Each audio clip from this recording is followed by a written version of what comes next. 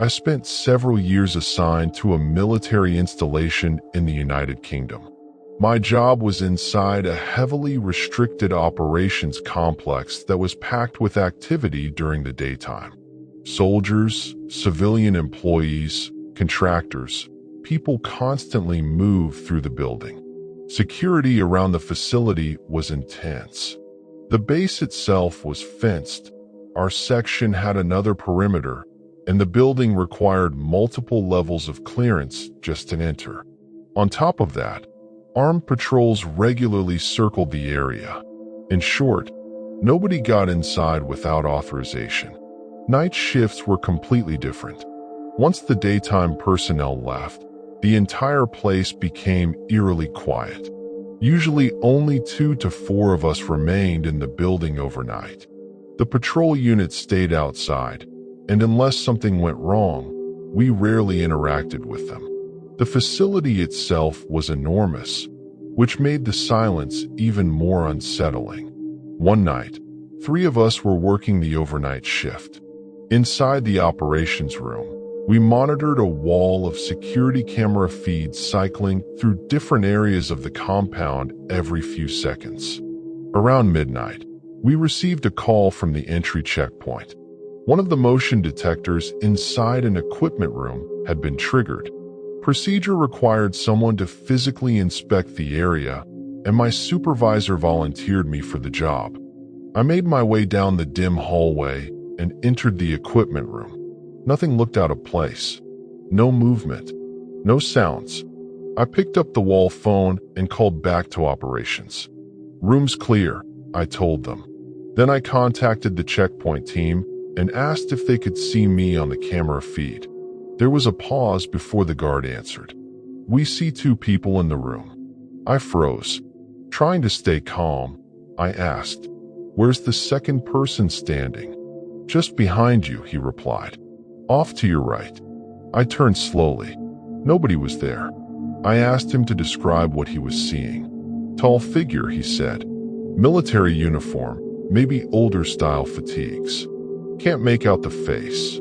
That immediately bothered me because those uniforms had been phased out years earlier. I pointed toward the empty corner behind me. "You mean there?" "Yeah," he answered immediately. But there was absolutely nothing there. At that point, I called my supervisor and told him to pull up the live camera feed from the room. A few seconds later he muttered, "Who the hell is standing next to you?" That was enough for me. I left the room as fast as I could and sealed the heavy blast door behind me. When I returned to operations, security personnel had already arrived. My supervisor had contacted them while I was downstairs. We went back together, 3 armed security officers in full gear, with me following behind carrying nothing more than a multi-tool on my belt. They cleared the room carefully. Nothing. Then the phone rang again. More motion alarms were activating throughout the building. Different sections, different hallways, storage areas that had already been locked down for the night. One after another, sensors kept tripping across the facility. Security teams spent the next hour searching the entire complex while command staff were notified about a potential breach. The strange part was that the camera system at the time didn't record footage continuously, so there was no video saved for review afterward. But multiple supervisors had independently witnessed the figure on the live feed, and the motion sensors absolutely showed activity. The alarm system was old school, hardwired directly into the checkpoint with separate circuits for each zone. It wasn't network-based, and random failures were rare. A single faulty sensor would not have been unusual, but dozens of detectors activated that night, including low-sensitivity sensors designed to react only to large moving objects. Whatever triggered them moved through nearly the entire building. The rest of the shift crawled by. None of us wanted to leave the operations floor after that. By morning, we still had to brief senior leadership before finally being released hours late. Nobody ever figured out what caused it. What still bothers me most is one detail we didn't fully appreciate at the time. The cameras were incredibly clear. Those systems could capture facial details from the far end of a hallway. The guards could see my face perfectly, but they said the other figure's face looked blurred beyond recognition. This happened sometime in the early 2010s and involved my friend Jane, her little dog Vinny, and me. Looking back on it now, it's still one of the strangest experiences I've ever had. At the time, we boarded our horses at a farm along the mid-Atlantic coast. It wasn't the same property connected to some of our other weird experiences, but it was in the same general area, land with a long history and, in my opinion, a heavy spiritual presence. Whether you believe in that sort of thing or not, there was always an unusual feeling around those farms. One winter evening, I arrived at the barn before Jane. It was freezing outside, and darkness had already settled in. I was alone, gathering our tack so we could ride once she got there. As I moved back and forth between the tack room and the barn aisle carrying saddles and bridles, I suddenly noticed that one of the large breezeway doors was standing wide open. That immediately unsettled me. The door was old, warped, and notoriously difficult to move. It scraped against the frame, made an awful noise whenever it opened or shut, and usually took real effort to latch properly. I distinctly remembered it being closed when I arrived. I also knew I would have heard it if someone had opened it. I hadn't been wearing headphones or listening to music, and the barn had been completely silent. But now it was fully open. I stepped outside and called out to see if anyone was there. No response. The stillness outside was unnerving. There was no wind, no rustling trees, no distant traffic, nothing. The silence felt almost physical, like all sound had been drained out of the world around me.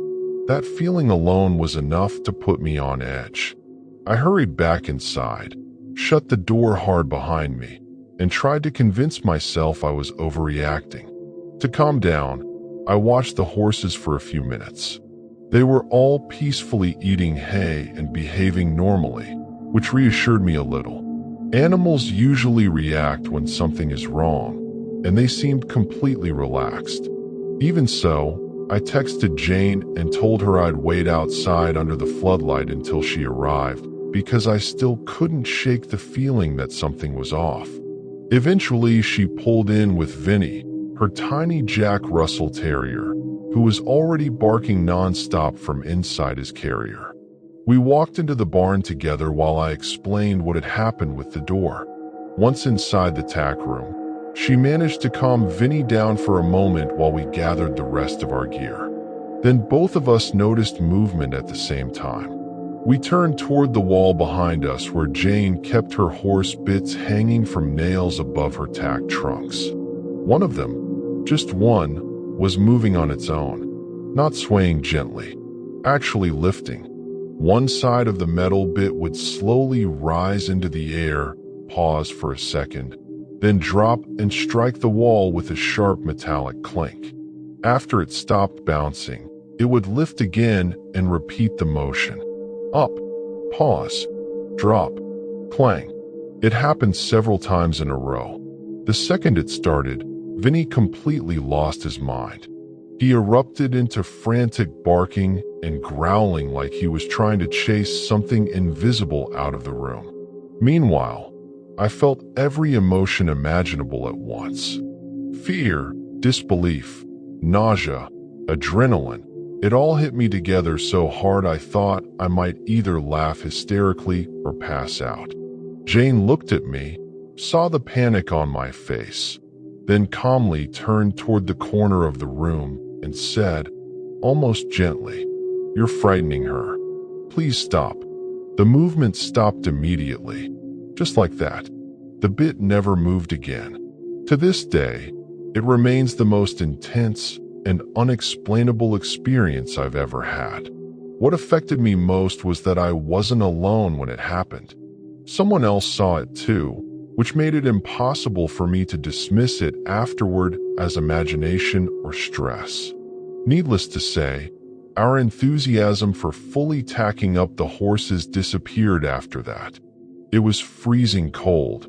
The atmosphere felt completely wrong, and neither of us had the energy to pretend everything was normal.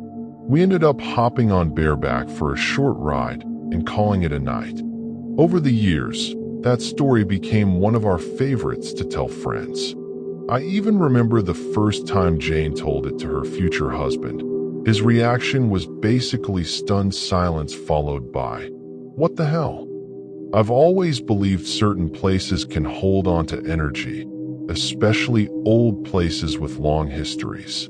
But after knowing Jane, I also started to wonder whether people themselves can carry that kind of energy with them. If that's true, she definitely did. I haven't been involved with horses for years now, and life eventually pulled us in different directions, so we don't talk as often anymore. But I still think about her sometimes and miss those days more than I expected I would.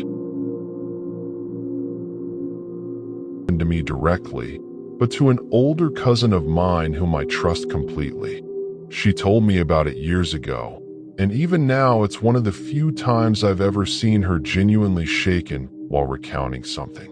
The incident took place at a house party sometime several years ago.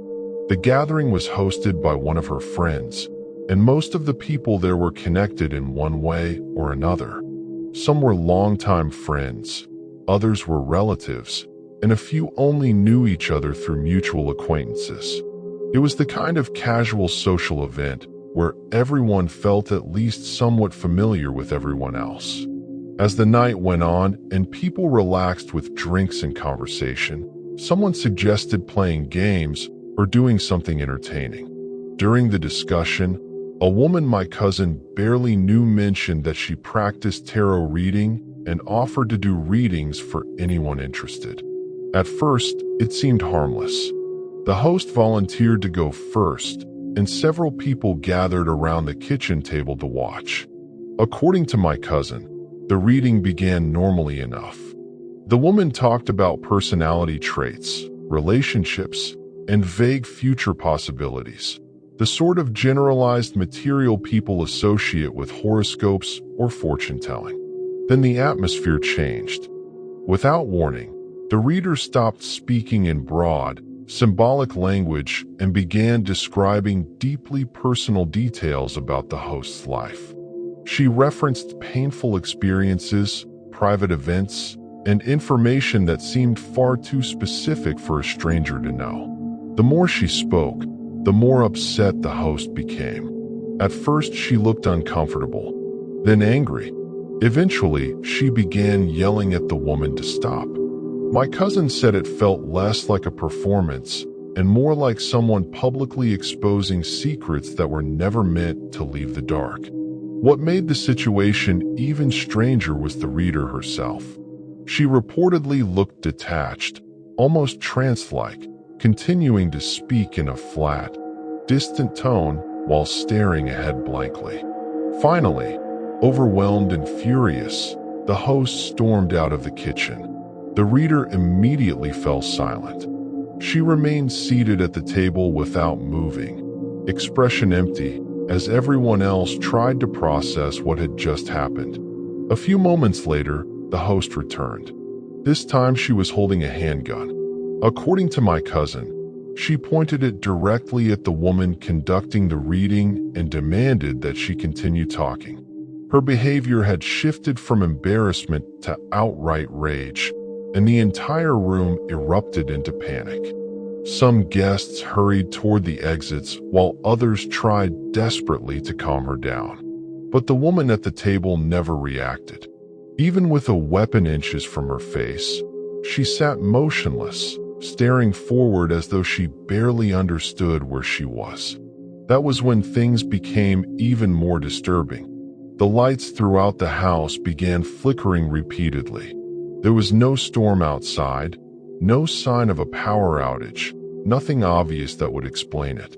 At the same moment, the homeowner's dog, a large Rottweiler known for being calm and friendly, suddenly jumped to its feet and started barking aggressively down the hallway leading away from the kitchen.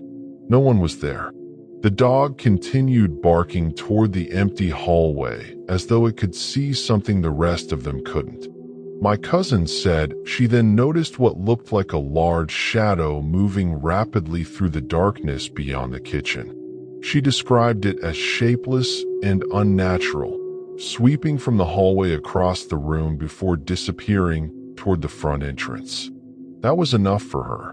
She immediately went outside and called her husband to come pick her up. While waiting near the curb, she refused to go back inside no matter how many times people tried reassuring her that things had calmed down. Ironically, the same friend who had been threatening someone with a gun only minutes earlier was now outside insisting she would never actually hurt anyone and asking people to return to the party. Nobody did. When my cousin told me this story, what stayed with me wasn't necessarily the paranormal aspect, but the fear in her voice. She truly believed something dark had entered that house that night, whether psychological, spiritual, or something else entirely. For the record, I'm not someone who automatically condemns practices like tarot reading or divination as evil. I think many spiritual traditions are misunderstood, and I respect the historical and cultural significance behind them. But I also believe there's a difference between approaching something thoughtfully and treating it like a party game without understanding what people may be involving themselves in. Whatever happened that night, my cousin remains convinced that something beyond ordinary human behavior was present in that house. And after hearing her tell it, I'm not entirely sure she was wrong.